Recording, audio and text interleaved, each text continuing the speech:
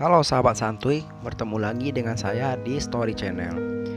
Di video kali ini saya akan menceritakan sebuah pengalaman pahit yang dialami seorang mahasiswi cantik di sebuah universitas. Namun sebelum lanjut ke inti videonya, jangan lupa klik like, komen, dan subscribe. Oke, langsung saja ke inti videonya. Sebut saja namanya Santi. Santi adalah seorang sosok gadis dengan wajah cantik, alis matanya melengkung dan mata indah serta jernih. Dilindungi oleh bulu mata lentik, hidung mancung, serasi melengkapi kecantikannya. Rambutnya yang hitam, panjang dan lurus menjadikan lebih menarik. Kulitnya yang putih, mulus dan terawat, ditambah bemper yang begitu sempurna, membuat dirinya menjadi salah satu wanita populer di kampusnya. Selain dia sebagai mahasiswa, dia juga menekuni pekerjaan sebagai model, sehingga penampilannya begitu terbuka dan membuat siapa saja melihatnya begitu terkesima.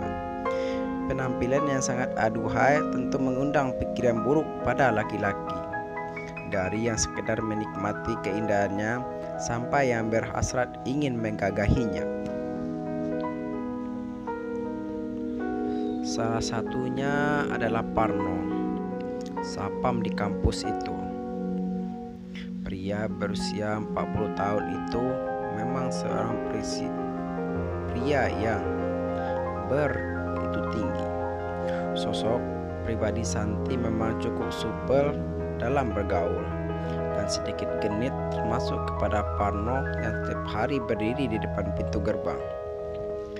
Hingga pada suatu hari Santi duduk di parkiran sendirian. Dia sedang menunggu pacarnya untuk menjemput. Hari semakin gelap, beberapa kendaraan mulai pergi, tapi Santi tetap saja duduk ditemani handphonenya. Dan tiba-tiba beberapa menit pun hujan turun begitu derasnya. Hujan deras ditambah lagi dengan angin kencang yang menusuk ke tulang. Parno yang memperhatikan Santi mulai kedinginan karena hanya menggunakan pakaian serba minim. Terlintas di pikirannya untuk berbuat yang tidak-tidak. Parno yang mulai dikuasai hasrat yang tinggi ditambah bisikan setan, dia mulai merencanakan aksinya. Mula-mula dia mendekati Santi dan mengajak Santi mengobrol. Sesekali dia memperhatikan sekeliling. "Jemputannya belum datang, Ning," kata Parno. "Belum, Pak, katanya masih di jalan, kejebak macet. Maklum, jam segini kan jam pulang kantor." "Ning, apa nggak dingin pakainya seperti itu?" tanya Parno sembari menunjukkan pada bemper yang sedikit mengintip.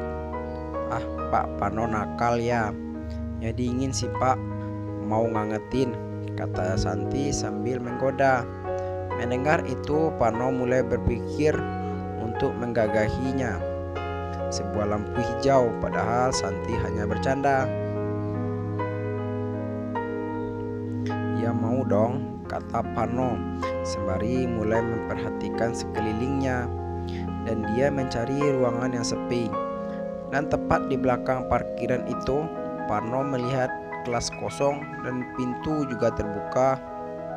Dan tanpa basa-basi, Parno mulai menarik Santi ke dalam ruangan itu.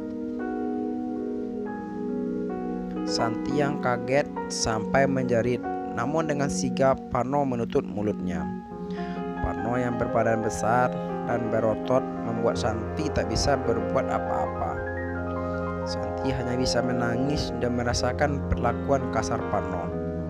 "Ampun, ampun," Santi memohon sembari menangis. Namun Parno yang dikuasai oleh setan, dia tidak menghiraukannya. Parno yang kesetanan, dia mulai menggarap Santi. Akhirnya Parno mulai mendapatkan apa yang dia inginkan selama ini. Parno yang mendapatkan itu sangat bahagia. Tapi berbeda dengan Santi. Dia menangis karena kesuciannya harus hilang di tangan Sapam. Setelah selesai, Parno dan Santi pun mulai tersungkur lemas diselimuti angin malam. Dan ternyata sedari tadi ada mata yang memperhatikan mereka berdua. Dia adalah Pak Bayu, salah satu dosen di sana.